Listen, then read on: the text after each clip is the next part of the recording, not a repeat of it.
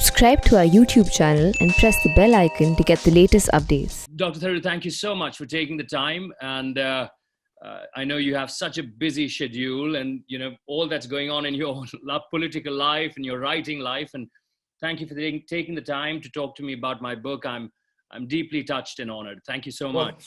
Thank you for writing it, Moin. I must say, I had, of course, read your first book on Surat, and particularly given my interest in the colonial relationship, your forefather's quest to reclaim his inheritance, going off to England and fighting for his rights, all of that was fascinating.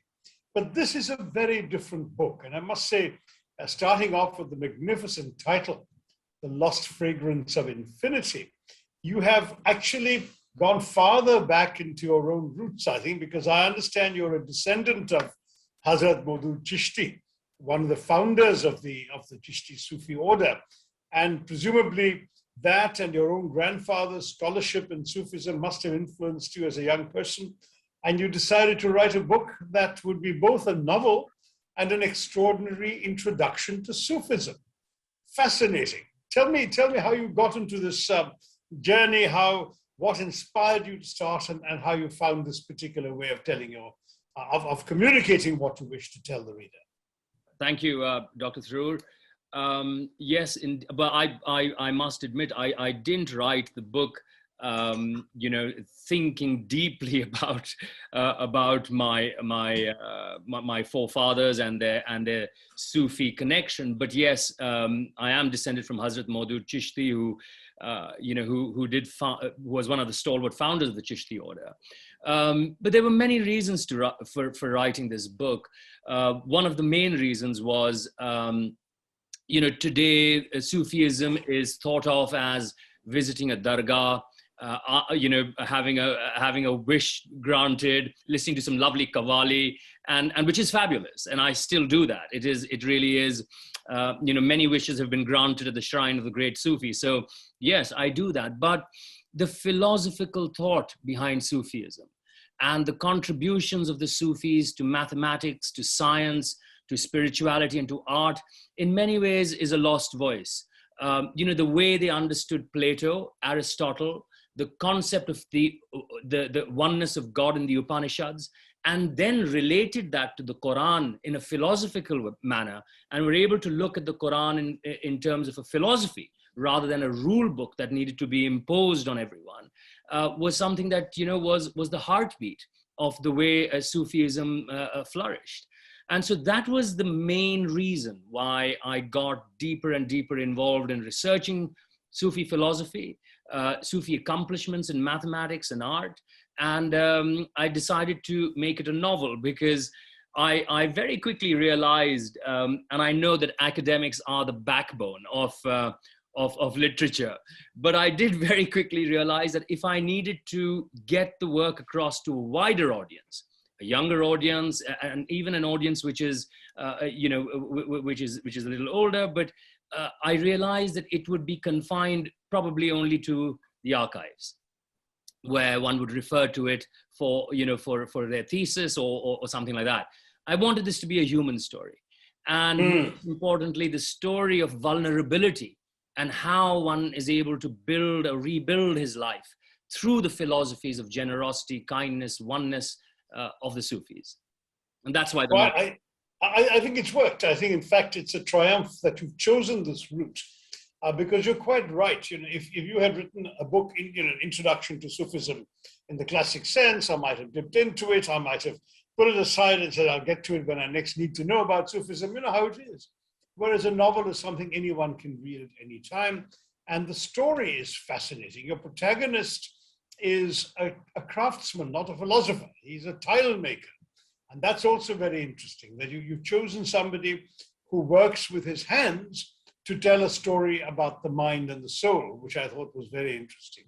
As somebody who is fascinated by history, I really enjoyed the period in which you set it, the collapse, in a sense, of three empires, starting off with the Mughal Empire in India, where he is born and raised, and where he suffers horrors at the hands of Nadir Shah and his troops, and then has to flee. And in his flight, his journey is also, I take it, a metaphor for the journey through which the human soul searches for unity with the divine and for love of the divine.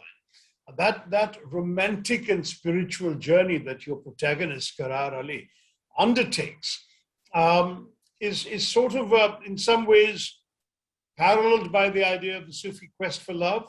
Ultimately, the unity of being. You have an outward journey, the physical journey of the man from Delhi through Central Asia, Europe, etc., and you have the inward journey, in which the protagonist is essentially trying to endure an experience of love and loss. And when he gets to the olive groves of Andalusia towards the end, the love that he has lost at the beginning or early part of the novel, and then that essentially destroys much of his own self-love and his ego and so on, leads through the realization in his journey that he's bettering his life through his own deeds of kindness and preparing his soul for this ultimate unity with the divine spirit. I hope I've got it right. I don't mean to sound heavy, but you do it beautifully, and you do it actually with a deftness and lightness of touch, which I think I don't want to let people feel this is they have to have taken courses in philosophy to appreciate this. There is symbolism, but there's also a great story. So very well done. I think you really have pulled it off, Moin. Tell us more about this and reacting to what I've said. Thank you. You've captured it probably way more eloquently than anyone else. So, and I'm not surprised. So, the articulation in which you have expressed the beauty of Sufism, Dr. Tharoor, is something which is stunning. The role of the protagonist in the book is one which I went through about 4 or 5 drafts with my agent here in England, because we were just, to reach a place where you can start writing and building a character who is human, sensitive, vulnerable, a knowledge seeker. One has to build a character that is, has a sponge-like soul and a sponge-like mind, and then relate that to the philosophies of the Sufis. So, in many ways, the character's journey, as you rightly said, is a metaphor for a human being's journey. The journey of seeking a perfect life is probably, not the right way to look at life, because perfection is fragile and perfection can come to an end very quickly. And his relatively perfect life, where he's endowed with great skills and bestowed with great, rewards by the emperor, and he's found his lady love as well, is destroyed, although he's living a perfect life. And then the rebuilding of that life with an inward journey to understand what it means to understand your space as a human being in the life that you're given and your relationship with the greater creator. So you are a microcosm, and you're yet there's a word that the Sufis use very often called Ashraful Makhlukat, which basically is you are the greatest creation, but you're also a microcosm. And how do you see yourself in relation to this philosophy? And it's through this journey that he re-explores himself. But the one thing that I'd like to touch upon a little briefly is the beauty of the craft that he is immersed in. And that is the craft of tile making, particularly geometric tile making. And during my research, there's been enormous amounts written on how the Sufis perceive geometry. They held Brahma Gupta, who was the Indian Hindu mathematician in great and high regard. Al-Khwarizmi says he could not write until he had studied Brahma Gupta. Anyways, the Sufis then take this understanding of geometry and refine it even further, come up with things like cubic equations, and then fling themselves into craftsmanship. But if you were to read about geometric tile making, which my protagonist is a master of, it can be, once again, quite academic. But when I was in Bursa, which is not far from it, which is about 2.5 hours drive from Istanbul, I met a Sufi sitting outside the Yesel Kami Mosque. And he said, and I'm cutting all of this very short, he said, look at this. This is a star. Here's a pentagon. Here's a square. Here's a hexagon. Here's an octagon. What does that tell you? These are the different shapes of human races, of mankind, all coming together and interlocking in their search of enlightenment, which is the star. And that's the beauty of Sufism, bringing people together. And that's how, the book kind of got a bit of traction. Well, it was interesting that in your introduction, when you say that the philosophy of self-examination, compassion, and immersion in divine love made the Sufi curious, scientifically innovative, and spiritually magnetic. And that is, of course, a larger philosophical, spiritual aspiration. And then later we see in the novel the link to what you've just described, the geometry of tile making. And you have in the novel a character called Shah Razan, who talks about the tiles, the diverse tiles, as diversity interlocked in beauty. And then this Shah Razan looks at the sky and says, he, namely God, of course, is the whole, and within him is the harmony of diversity. When you create these different shaped tiles, seek to become part of this harmonious whole, the geometric tile panel will reflect your quest for union with him. So it's fascinating the way in which the craftsmanship and the philosophy come together. And I was very struck. I remember, amongst the many rave reviews you've got is one by the highly respected historian and archivist Rana Safwi, who says that in these different shapes of tiles, the square shape reflects the Holy Kaaba, the octagonal shape was inspired by the divine throne, that is Arsh, which is supported by 8 angels, therefore octagonal. The dome was a reminder of the vault of heaven, and so on.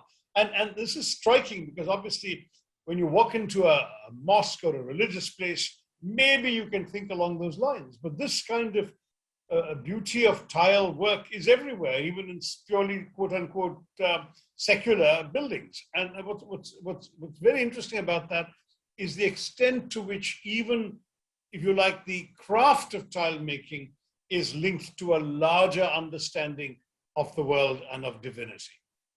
That's right. And as I said, Dr. Tharoor, there have been, innumerable books written on this art form. There are masses of books in the libraries in Istanbul. There are masses of books in Granada. There are books in Isfahan, in Delhi. You find all of this very specifically written out in terms of what shape represents which. But I go back to this meeting that I had with this Sufi sitting in Bursa, literally just twirling his prayer beads, sitting with the craftsman. And the beauty with which the simple craftsman in a relatively obscure part of Bursa explained this beauty, and you could see it radiating in their eyes, the beauty of mankind and what it can accomplish if it comes together. And it brought me very quickly to, not too long ago, America put the Ingenuity on Mars. And when the celebrations happened, you could see the one person who was directing the landing of that spaceship on Mars was an Indian. Some of the engineers were Chinese. You had an extraordinary amount of Americans who worked on it. The technology of the electric wiring came from France, and that's the beauty of mankind. When mankind comes together, this is the kind of accomplishments that it can achieve. And so I decided very quickly that once I had found that ribbon of geometric tile work all the way from Andalusia, then into Istanbul and into Isfahan, and then into Delhi and Samarkand and Uzbekistan as well, I realized that I had the story in terms of at least, who would be the protagonist and what would be his quest in this world that he was seeking. But if I may, Dr. Tharoor, if you can just give me a couple of seconds, I'd like to talk about the concept of ishq, Yes. which becomes a part of this quest.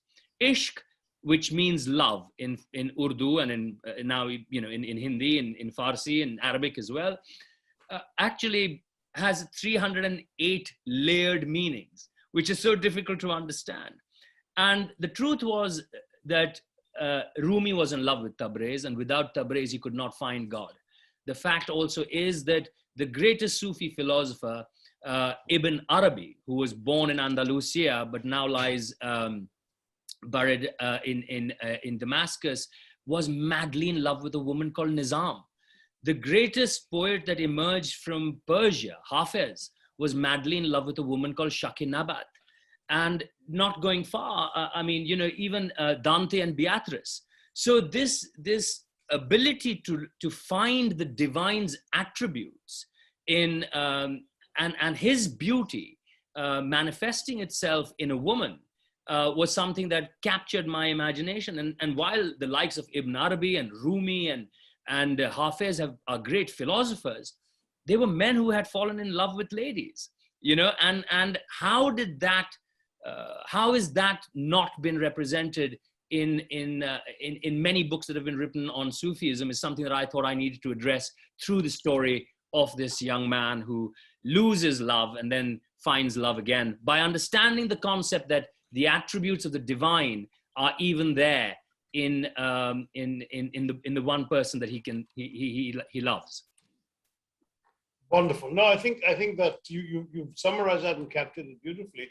I do want to briefly move aside from the larger ideas in the book to some of the story, because I think that we mustn't let listeners forget this is still a novel, and a novel with some very interesting developments in it, events in it, and storylines in it. So you've got a rather interesting depiction of early 18th century Delhi, an empire clearly on the decline, with Muhammad Shah Rangila ruling, this wonderful, creative, artistic, rather gifted man who obviously was hopeless at the tough stuff of governing, particularly armies and so on. You managed to have your hero, Karar Ali, fall in love with a girl who's the daughter of a general who sardonically remarks that our emperor would much rather convert his garrisons into art galleries. And I'm sure there were generals who felt exactly that in real life at that time. But anyway, so there's that. And then you've got the attack, the invasion by Nadir Shah. You've got the horror and devastation that follows. You have a romance, a very beautiful romance between Karar Ali and Abira, the daughter of the general Shahbaz Khan. You've got a rather dramatic event in which riots are breaking out in the city. And during one of these, Karar Ali, don't want to have a spoiler, but he kills the right hand of Nadir Shah. And that's what sets Nadir Shah's troops after him, and that's why he has to flee. But of course, there's also other tragedies I don't want to spoil for the readers that oblige him to flee, and that puts him through all the journeys that take him as far as I've already mentioned, he goes. So you've got that fascinating storyline. There's a theme, I think, in that early portion of the inclusive and synodistic nature of Delhi, which I think is fascinating. It's a city that, even in those days, was welcoming a confluence of communities. I don't think people realize how many Uzbeks there were in Delhi. And of course, Karar Ali flees with a bunch of Uzbeks, but there you are, people from the Ottoman Empire coming in large numbers, people obviously from Persia, people from other parts of India and of the Mughal Empire. So it really was an amazingly cosmopolitan place, even while you depicted very much in decline. The other thing, of course, is the extraordinary culture, the poetry. There's a Sufi poet from Isfahan who becomes a mentor to Karar Ali and introduces him not only to Sufi works, but also to concepts of geometry and algebra. You've got all of these things happening, and I think maybe as a writer, you should take a couple of minutes to tell readers about these storylines and story elements in the book. I've carefully confined myself only to the first portion of the book so as not to spoil some of the later developments for the reader. But these are things that I think should not be lost sight of while we rightly celebrate the philosophical content, the Sufi learnings in the book, it's still a damn good story. Well, thank you, Dr. Tharoor. It is a story that I needed to embed at a point in time when it's reflective of the twilight of three empires. The Ottomans, now that has taken over after the Safavids have collapsed. And of course, as you rightly mentioned, the Mughals are in twilight and in very, very swift decline. It's in these times that Delhi is still a heartbeat of cosmopolitan living. As you rightly said, it's bursting with color, with poets, with people who are creatively inclined and encouraged by a deeply creatively motivated emperor called Muhammad Shah. And it is through this time when the word has gone around all the way from Istanbul to Delhi that anarchy is going to be unleashed, because the Ottomans have lost a lot of their lands in Eastern Europe. The Mughal Empire is shrinking. Nadir is raping and pillaging his way around. And yet, amidst all of this, there is beauty. Amidst all of this, there is this quest to explore, to break new frontiers. The finest poets are emerging on the steps of the Jama Masjid in Delhi. Mir Taqi Mir, arguably even greater than Mirza Ghalib, according to some great scholars. We have Ghalib was 100 years later. Yes, exactly. Yeah. And Dard, who wrote poems steeped in mysticism. Sauda, who also wrote the same. But all of them, dare I say this for lack of better expression, free-minded spirits, scathing of the one-dimensional Islamic clergy, openly castigating them on the steps of the Jama Masjid. Mir Taqi Mir writes about his passionate love for women on the steps of the mosque, for God's sake, So you have a time which is bursting with creative energy against the backdrop of a fading empire. And it's here that Karar Ali, the craftsman, finds love, finds spirituality, understands what it is to be someone from Delhi. And what did that mean at that time? It meant someone who could carry multicultural identities within him, multifaceted identities. His best friend was a Hindu merchant, Hari Das, a merchant from Rajasthan. He spoke Hindi, he spoke Farsi, he spoke Urdu. Urdu itself was coming up, and Urdu was symbolic in those days of becoming, a language which carried Arabic, Hindi, Sanskrit words, Persian words. So it was a really unique time. And Karar Ali, the protagonist, absorbs all of that and becomes this resplendent ambassador of this fantastically cross-pollinated North India / Delhi, if you wish. The syncretism of the Ganga Jamna Tehzeeb is what Karar Ali seems to, in many ways, embody. That's right, and the woman that he loves him precisely for this. She hasn't fallen in love with, although she's been introduced to the one-dimensional merchant of, the finance minister of the Mughal court, and she finds him utterly one-dimensional. And here she falls in love with the craftsman. So, there is a beauty to a sponge-like and a cross-pollinated mind, which allows love to flourish. In probably in different ways. Well, at the same time, it's interesting. I mean, Karar Ali is a craftsman, but he's also, for example, counterposed against the evidence of the decline of education and scientific temper in many parts he goes to. So, for example, he starts reintroducing the value of these things, right? So in Samarkand, he takes geometry lessons for children at the local madrasa, which obviously means that they weren't being offered until he got there. So that's already a sign that even in a place as resplendent as Samarkand is by repute, here he goes there at the madrasa, he discovers the children haven't got a basic geometry. Sorry to interject, and also there's a sense of I wouldn't say nostalgia, but a sense of lamenting that Karar Ali feels. And he looks at the East as the East. He doesn't see, because he's able to carry multicultural and varied identities, multifaceted identities.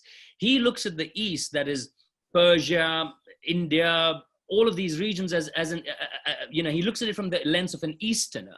And he laments the loss of the surge to know and explore in the Easterners, while the West has risen. And you have, the discovery of America that took place, although in the 15th century, 200 years before his life. But, America is obviously surging ahead, and he questions these new developments. And in many ways, he, one probably sees a time when we Easterners are so confined to, our little shrinking realms that we've taken our eye, off the ball, and you have this surge of inventions coming out. Isaac Newton supposedly discovering gravity when Indian and Persian mathematicians had researched this centuries and centuries ago. And so you do have a character talking about Newton and saying that, we hear that in Europe, they're doing all this stuff. So while I think they have no illusions about the fact that they were way ahead of Europe in so many ways, nonetheless, I think there is a certain recognition that Europe is now overtaking old world, right? So there is that, and that's right. You got this guy talking. Yeah, sorry. I think Dr. Tharoor probably at that time, once again, I'd much rather call all of us Easterners. I think we Easterners were we were still thinking about the glorious past, looking at our temples and our mosques and, admiring their glory, not realizing that there was a guy called Leonardo da Vinci who had shot ahead and made new discoveries in science and anatomy and painting and all of that. And they had their renaissance. And we still, believe that we were the best, but not quite getting out there and, making a mark, if you wish. So you have a character, in fact, saying, we, the Ottomans, Persians, and Indians, are so caught up in our inner struggles that we have lost the hunger for further oceanic and scientific discoveries. Britannia, France, Spain have their conflicts, but they are the ones now with the desire to explore. That's interesting. I think, in fact, it's either Faiz Ali or Karar who says this. And I'm struck by that because, on the one hand, this is a novel about an inner journey, about an inner quest, which is also an outward quest. But at the same time, there's a recognition that, Asman aur bhi hai, that you really do have to go out and discover and so on. And so I was very struck with that. And I love the reference to Leonardo da Vinci as the Omar Khayyam of the West, a scientific genius and a painter too. I think it is important for us to recognize that there is a way of looking at the world that isn't purely Western-centered. That's another wonderful contribution on your part. There is one more theme, slightly sensitive, that I do want to get into. I notice we've crossed the half-an-hour mark, so I do want to bring this conversation to a close. But one specific theme we haven't alluded to is the contrast between the established formal Muslim clergy in the book, whom the Sufis see as basically mere administrators of law, and the Sufi way. I mean, the Sufi way of mysticism, of syncretism, of all of these things you and I have been talking about for the last half an hour. And it's very interesting that theme is one in which but I obviously think you take sides. I mean, I think the reader comes out clearly much more sympathetic to the Sufi point of view. But is there a message you are trying to send to your readers of today who are seeing an Islam interpreted in many parts of the world and by very strong and dominant voices in a much more, some would say narrow-minded, some would say rigorous way, that is not the Sufi way? Indeed, I am, Dr. Tharoor, and thank you for asking me this question. In many ways, the Islam that we see that is prevalent in places like Afghanistan, or for that matter, in even in current day Iran, was not the way of the Sufis. The Sufis were the cornerstones of these fantastic empires, and the reason why these empires not just survived but thrived, I'm talking about the Ottomans, the Safavids, and the Mughals, is because the Sufis were the predominant advisors, and they believed in cross-cultural fertilization, and they merged with the tapestry of the society and added more layers and dimensions to it. The Sufis have always been at loggerheads with the one-dimensional clerics. They have always considered them bland, without a vision. And while the Sufis were deeply and devout Muslims, for example, Rumi, his actual title is Maulana Jalaluddin Rumi, which means he was a Maulana, he was a practicing Muslim, but deeply creative. The truth was that he was a creative writer, a creative poet, a creative thinker. And that jarred, and that went completely against the grain of the administrators who were the clergy. And what I try to say in the book is the Sufi way in many ways is lost because it hasn't resonated for nearly 200 or 300 or 400 years in its true form. And I urge not just Muslims, Dr. Tharoor, but I urge mankind to take a leaf from the Sufi book, understand it, and understand that, in my opinion, in my humble opinion, the Sufi way was the heartbeat of Islam, not the one that we see in Afghanistan today. That's beautiful. I mean, I remember a line from the book, I made a note of it, where it says the Sufis applied an esoteric, mystical, and inward meaning to the verses of the Quran, which related to renunciation, satisfaction, hope, and poverty. For them, it wasn't a rule book to be imposed on others. It was about undertaking a journey within oneself. Only when the individual self and ego is lost, the doors to illumination of the heart are opened and the universal self is found. Beautifully written, very profound. I want to invite all readers. I would hold up the book if I had it, but I don't. I only have I only have PDF, The Lost Fragrance of Infinity by Moin Mir. It's an absolutely beautiful book which illuminates the heart, and I believe will illuminate the heart of most readers. Thank you for writing it, Moin. Keep up the good work. This one is going to be a hard one to beat, hard one to top, but I look forward to your next book when you get around to it. Thank you, Dr. Tharoor. And I just want to say a big thank you for you to take the time out and have a conversation with me. And I wish you well. And I do hope that, we will see you, inshallah, in either in India or in London. Great. Thank you so much. And look forward to both. Look forward to welcoming you here. Look forward to being there. And of course, look forward to the post-COVID world making both journeys possible.